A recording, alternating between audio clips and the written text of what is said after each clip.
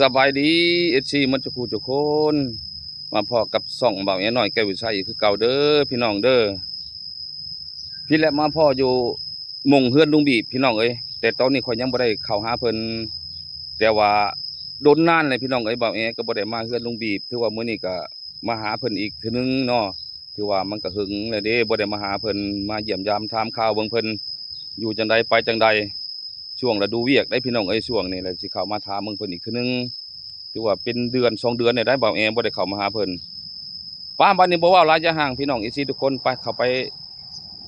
ข้าหาเพิ่นเลยบัดนี้ไปเข้าไปถามเพิ่นเออคบเพิ่นอยู่เพิ่นก็นั่งอยู่นี่สบายดีสบายดียันว่าไปให้ไปนายังบ่ทันได้ไปให้ไปนาเนาะไม่ได้ดอกหาหน้าแล้วโดยยันว่าไปนาเนี่ยยังบ่ทันได้ไปเนาะยังไม่ได้ดอกหน้าแต่ละมื้อก็ออกอยู่บ่นาออกอยู่หักบ่เฮิงออกหน่อยนึงว่าโดยออกไปจอบตะกร้าโดยถือว่าหวานเลยบ่ก็วันน้อยนึงเนี่ยยาวแล้วเนาะใกล้จากพอดำเลยเนาะยาวแล้วยาวโดยอ้าวล่ะสบายดีเอซี่แน่ย่อมือขึ้นสบายดีฝั่งนี้ไงสบายดีนี่ลูกโดยนี่แหละอยากมาหาเจ้าอีกทีนึงนะแต่ว่าโดนเลยได้เนาะบ่ได้มาหาโดนแล้วถือว่าอีกมื้อนี้ก็บ่าวแอน้อยแก้ววิไสก็ได้เข้ามาหาเบิ่งเพิ่นถามเบิ่งเพิ่นอีกแล้วดูเวียกได้เนาะช่วงนี้เนาะถือว่าบางบ่อนก็เขาดำเลยได้นาได้นั่นแหละเอามือเจ้าบ่นบก็ได้บัดนี้เอาลงก็ได้บัดนี้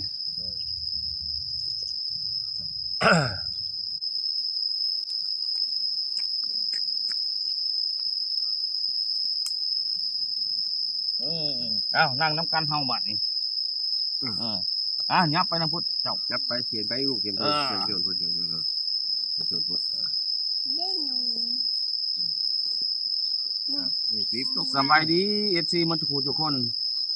มาพ่อกับบ่าวแอน้อยแก้ววิไสคือเก่าเด้อพี่น้องเด้อมาพ่อนี่แหละอยู่เพื่อนลุงบีบและสิเข้ามาถามเมืองเพิ่นนี่แหละเนาะฤดูเวียกฤดูกาลเนี่ยคือว่าเป็นจังไดให้นาตะกะเพิ่นอยากถามแนวนั้นล่ะเพิ่นก็ได้ไปให้ไปนาอยู่บ่ช่วงนี้นะห่างหายไปเหิงเติบนี่เนาะลุงบีบเนาะโดยหากับมื้อนี้เนาะสิเข้ามาหากันอีกเนาะหากับมื้อนี้โดยแล้วอยากถามมันลุงบีบแนวนี้เข้ามามื้อนี้ก็จุดประสงค์ก็ดีอยากถามว่าอันอยากรู้ว่าให้หน้าได้ปีนี้นั่นก็ยังเฮ็ดคือเก่าให้ลูกเฮ็ดนี่แหละจักสิได้พร้อมได้แล้วเองน่ะมันสิเฮ็ดบ่ได้แล้วโดยไปขุดคันป้านน้ำก็บ่ได้เลยโดยย่างจู่ๆเก๋ๆอย่างนี้โอ้เนี่ยร้านหาก็ยัง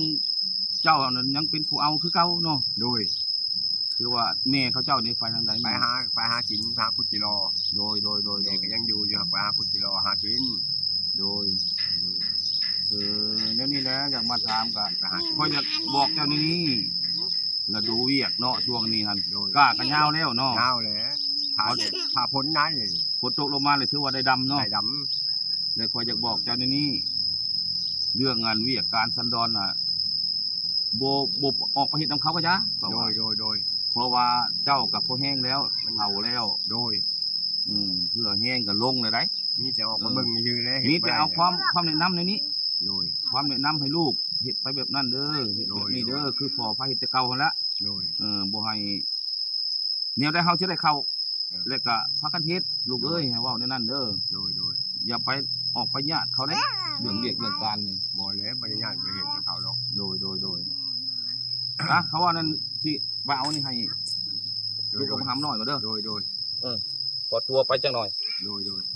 ของฝากนิดๆหน่อยๆนี่แหละโดย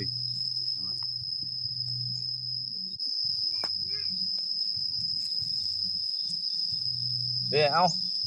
ขอบใจเพิ่นเด้อขอบใจเอาเด้อขอบใจโดยขอบใจเด้อฉันเนาะโดยขอบใจปันกันเด้อลูกเด้อขอบใจแบ่งกันเด้อกับน้องเด้อพอเติงเพิ่นบ่ได้กินนี่อยากเบิ่งก่อนโดยก็คอยก็บ่มีหลายนี่ละบ่ได้มาต้อนนิดๆน้อยๆนี่ละโดยได้แบ่งปันกันนี่ได้ก็คิด อีดูชงชานคือเจ้าเลยเลี้ยงหลานนะ โดย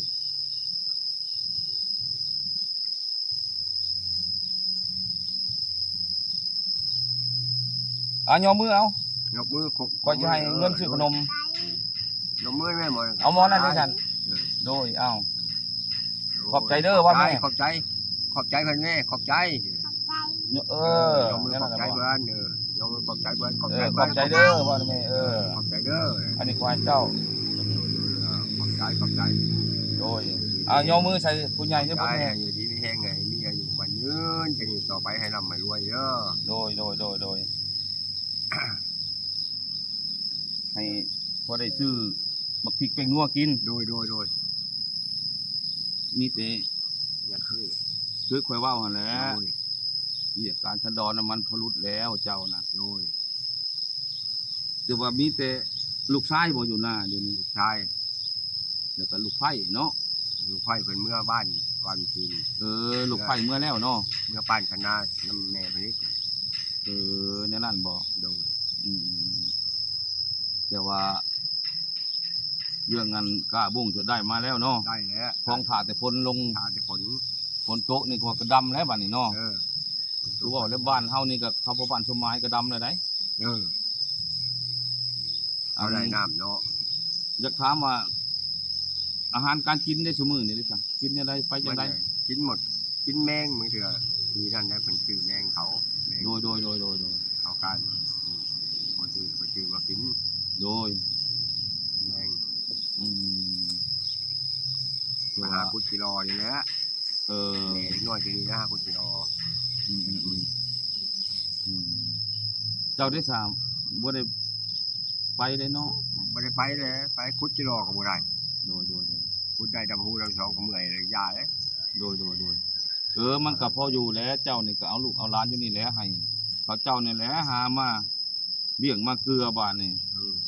อาศัยเขาแหละลูกเต้าหั่นแหละเจ้าก็เฒ่าเลยเหือแห้งก็ลงเลย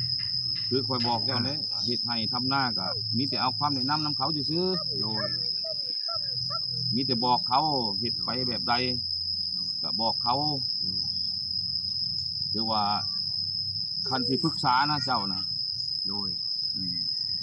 บ่แม่นได้ว่ามื้อเช้ามาแล้วชักมันก็เท่า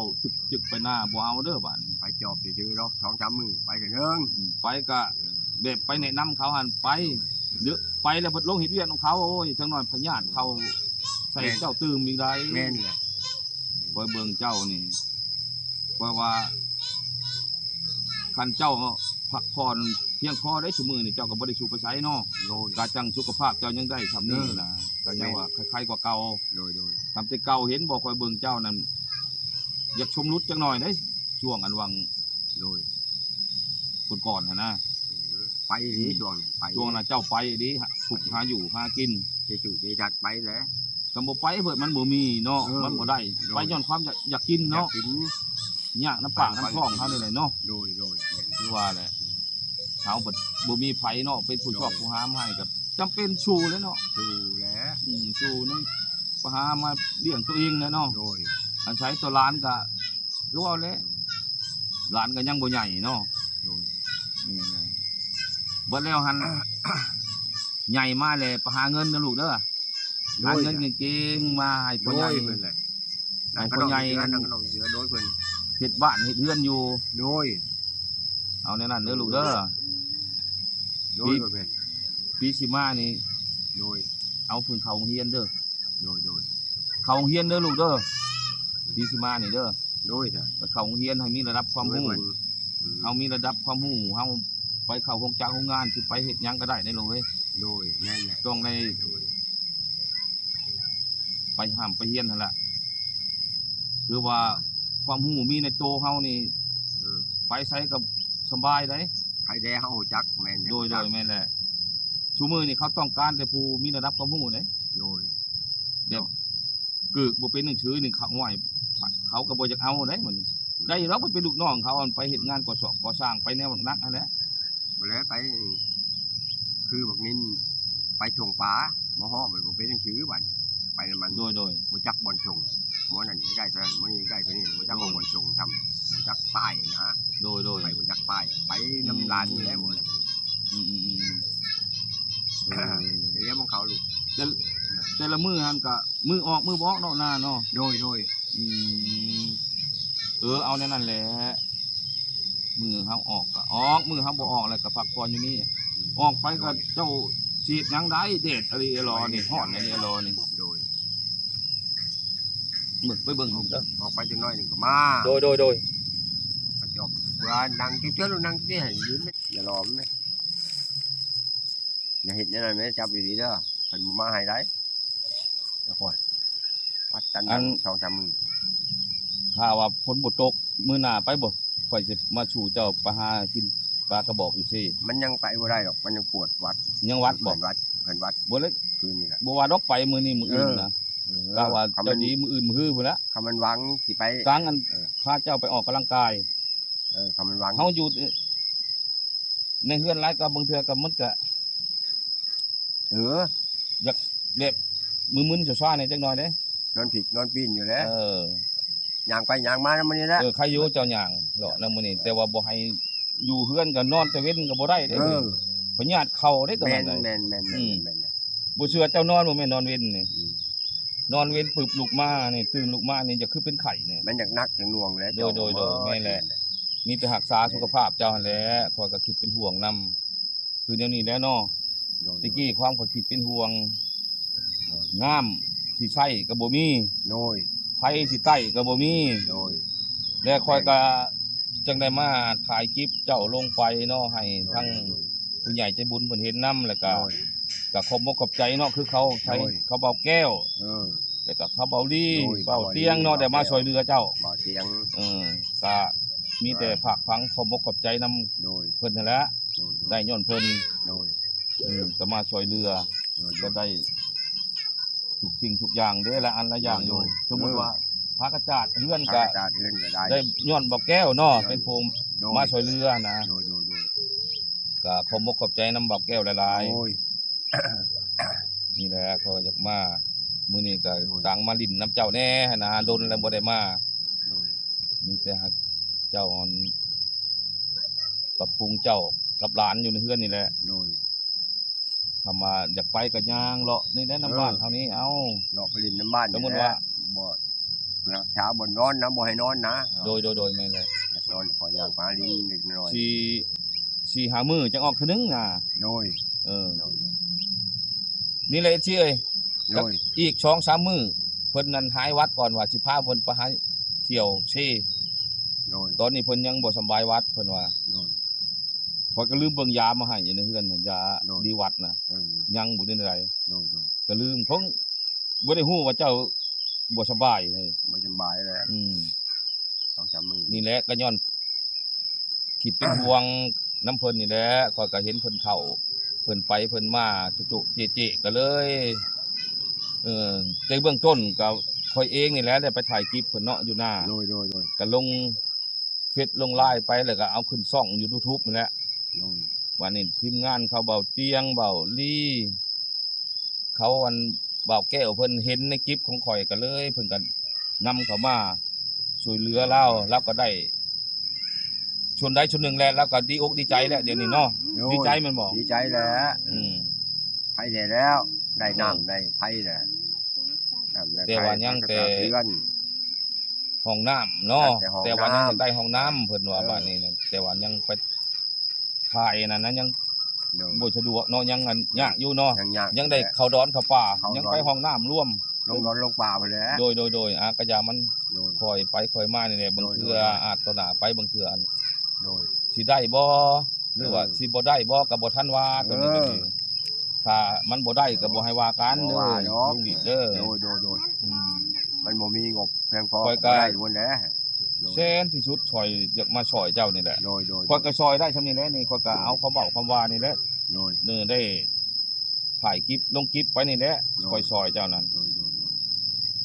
เจ้าจังได้มาซำนี้นะก็คิดว่า โดย เขาว่าใช้เรื่องเงินเรื่องคำข้อยก็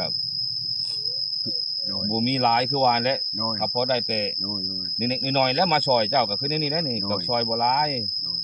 ซอยทำนี่แหละจังซี่ได้ฮัก ย้อนหยังก็จังซอยย้อนหัวใจของข่อยว่าคิด โดย พุ่มออกจากใจข่อยว่าอยากคิดอยากมา